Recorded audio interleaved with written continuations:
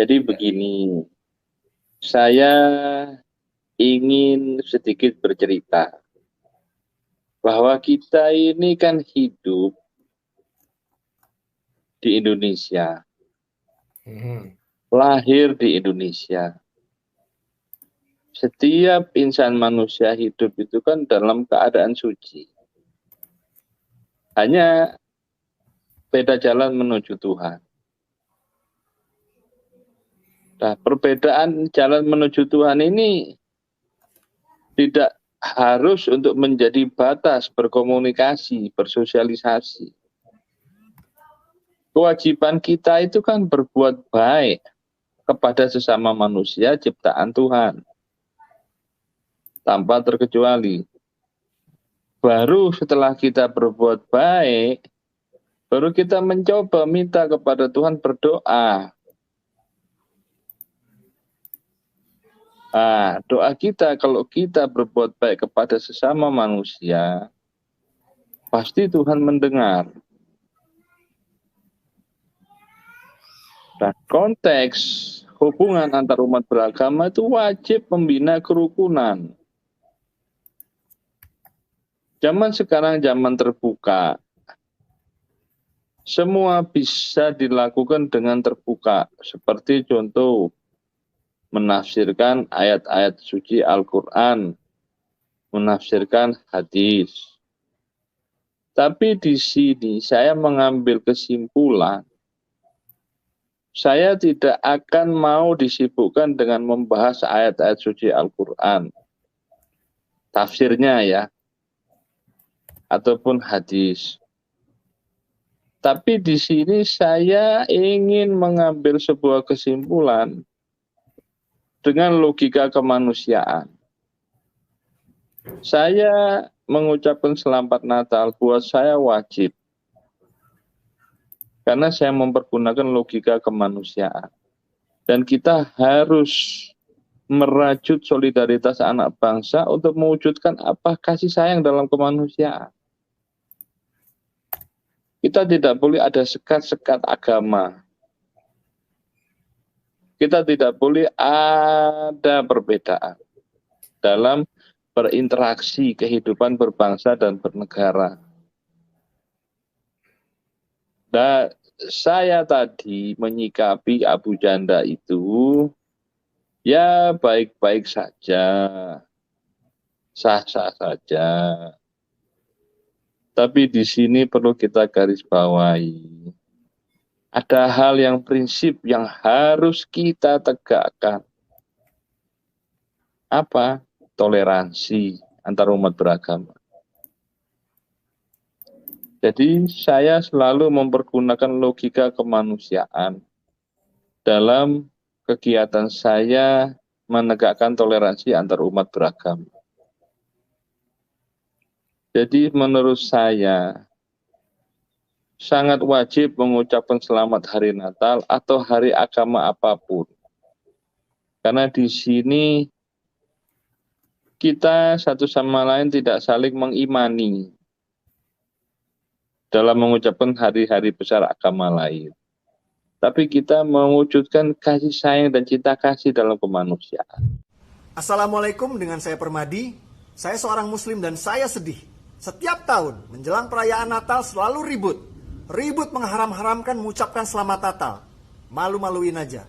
Padahal di kitab suci saya Al-Quran, tidak ada satu ayat pun dalam Al-Quran yang berbunyi dilarang mengucapkan selamat Natal.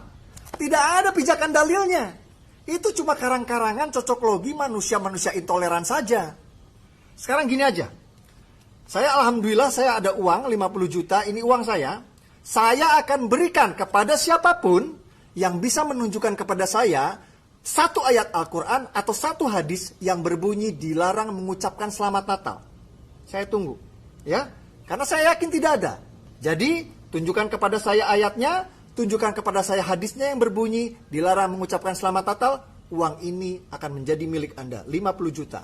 Assalamualaikum warahmatullahi wabarakatuh. Siapa yang nggak mau ya? Kalau saya sendiri sebenarnya udah pasti mau banget nih dengan uang yang 50 juta. Tapi permasalahannya ini kita dikasih pekerjaan PR sama Abu Janda mencari ayat yang memang ada dalil haram mengucapkan selamat hari Natal. Oke, di room sudah ada Pak Jenderal Ikim, Pak Heri. Shalom, selamat siang Pak Heri. Shalom, shalom Pak. Apa kabar? Dahsyat. Wah, saya mau tuh uang 50 juta kondisi begini. Puji Tuhan. Oke ya, puji Tuhan Kalau kabar baik. kalau boleh Abu Janda, sudahlah saya nggak usah cari dalilnya, kasih aja uangnya. Kondisi begini. Haleluya. Iya. Oke. Oke. Di sini juga sudah ada Pak Habib Ali ya. Selamat siang, Ya, Habib. Siang, Habib. siang. Selamat siang, shalom. Shalom. Wah, Assalamualaikum. senang bisa kenalan. Terima kasih. Waalaikumsalam. Ya, baik.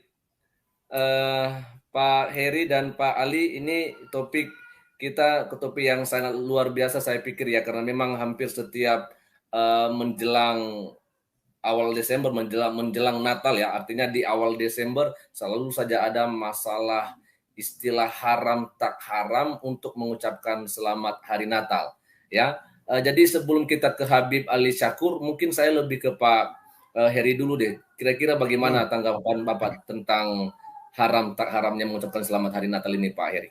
Silakan. Ya, kalau saya lebih percaya kepada Abu Janda tadi, Pak. Dia berkata begitu, itu kan tidak sembarangan ya. Kalau saya nggak berani kalau tidak benar gitu loh. Saya nggak akan berani. Walaupun mungkin dia punya uang miliaran rupiah, 50 itu artinya apa buat dia. Cuma itu bukan di situ esensinya. Pasti dia punya dalil ya, nggak sembarangan. Ya, nggak 50 jutanya mungkin nggak seberapa. Cuma kan rasa malunya ada dan kredibilitasnya dia. Nah, kalau saya lihat ini bukan ajaran, Pak, tetapi oknum. Termasuk oknum yang mengambil kesempatan terhadap hal ini, yang anti NKRI, juga pada akhirnya salah kaprah di dalam penerapan agama. Lah agama kan Islam sendiri kan mengatakan rahmatan lil alamin.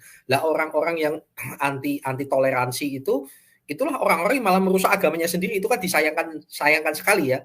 Loh, saya juga nggak suka kalau dalam Islam sendiri ada orang Islam malah tanpa sadar kefanatikan buta itu akhirnya merusak agamanya sendiri, kan sayang. Soalnya apa, di Kristen juga ada orang-orang yang picik, orang-orang yang memanfaatkan itu lalu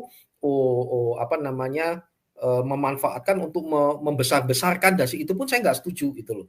Jadi intinya seperti itu. Sebaliknya juga gitu, ada orang Kristen-Kristen yang salah kaprah juga, yang fanatik gitu ya. Begitu ngomong Allah aja nggak mau gitu ya, ngomong assalamualaikum juga nggak mau gitu. Ada juga yang seperti itu. Cuma bedanya kita tidak terblow up secara nasional bahkan internasional. Saya rasa itu. Nah, itu sudut pandang mereka dan itu menjadi PR internnya mereka. Ya, bahkan seolah-olah begini loh, Pak. Pohon aja ada agamanya. Contoh di Istana Negara. Itu zamannya Jokowi kan pohon cemara terus dikasih hiasan lampu kan gitu. Wah, yang intoleran itu ngamuk-ngamuk itu loh. Ribut-ribut mengkritik ya. Sampai opak-opak itu ngomong loh, uwit kok ya ono agamane gitu. Jadi pohon kok ya ada agamanya kan gitu. Ya. Sampai klepon juga ada agamanya ini. Ini ajaran atau oknum? Saya tidak yakin itu ajaran. Tidak mungkin gitu loh.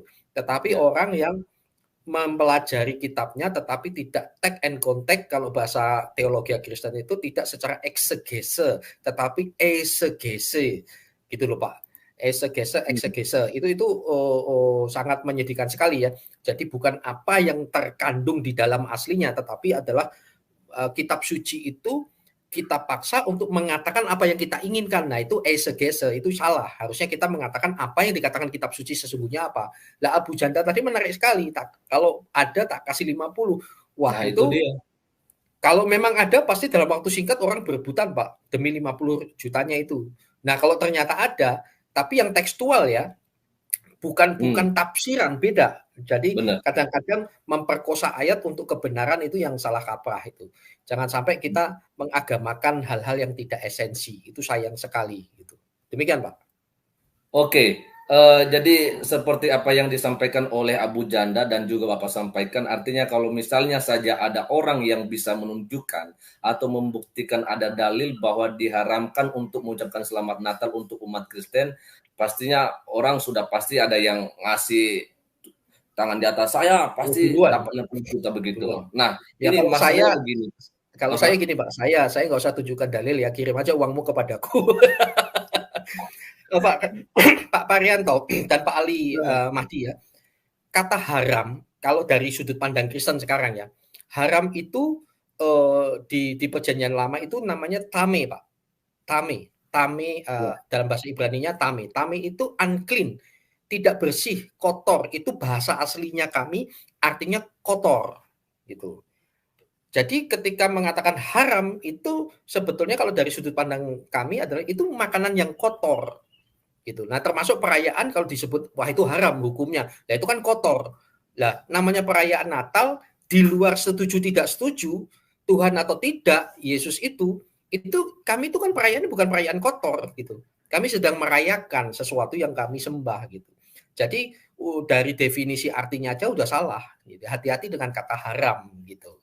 Saya tidak tahu kalau dalam bahasa Arabnya mungkin Pak Ali Mahdi itu bagiannya ya. Tapi tidak jauh-jauh dari situ deh menurut saya. Silakan Pak. Oke, baik. Jadi kebetulan ini tadi saya telepon dengan Habib Ali Syakur ini bahwasanya dia mengatakan saya harus mengucapkan selamat Natal. Nah, berbeda dengan Ustadz Abdul Somad, Pak Heri, karena Abdul Somad katakan bahwa mengucapkan selamat hari Natal itu haram begitu. Lalu kemudian lagi dikatakan oleh Abu Janda kalau ada yang dapat dikasih 50 juta. Nah, yang waktu saya telepon dengan Habib Ali ini dia malah bilang saya harus mengucapkan selamat Natal. Nah, untuk itu kita mau tanyakan nih kenapa atau apa alasannya Habib Ali Syakur harus mengatakan saya harus mengucapkan selamat Natal. Silakan Pak Habib Ali Syakur. Terima kasih. Ini diskusi yang sangat meriah sekali. Jadi begini, saya ingin sedikit bercerita bahwa kita ini kan hidup di Indonesia, lahir di Indonesia. Setiap insan manusia hidup itu kan dalam keadaan suci. Hanya beda jalan menuju Tuhan. Nah, perbedaan jalan menuju Tuhan ini tidak harus untuk menjadi batas berkomunikasi, bersosialisasi. Kewajiban kita itu kan berbuat baik kepada sesama manusia ciptaan Tuhan. Tanpa terkecuali. Baru setelah kita berbuat baik, baru kita mencoba minta kepada Tuhan berdoa. Nah, doa kita kalau kita berbuat baik kepada sesama manusia, pasti Tuhan mendengar. Dan konteks hubungan antar umat beragama itu wajib membina kerukunan. Zaman sekarang zaman terbuka. Semua bisa dilakukan dengan terbuka. Seperti contoh, menafsirkan ayat-ayat suci Al-Quran, menafsirkan hadis. Tapi di sini saya mengambil kesimpulan, saya tidak akan mau disibukkan dengan membahas ayat-ayat suci Al-Quran. Tafsirnya ya, ataupun hadis. Tapi di sini saya ingin mengambil sebuah kesimpulan dengan logika kemanusiaan. Saya mengucapkan selamat Natal buat saya wajib. Karena saya mempergunakan logika kemanusiaan. Dan kita harus merajut solidaritas anak bangsa untuk mewujudkan apa kasih sayang dalam kemanusiaan. Kita tidak boleh ada sekat-sekat agama. Kita tidak boleh ada perbedaan dalam berinteraksi kehidupan berbangsa dan bernegara. Nah, saya tadi menyikapi Abu Janda itu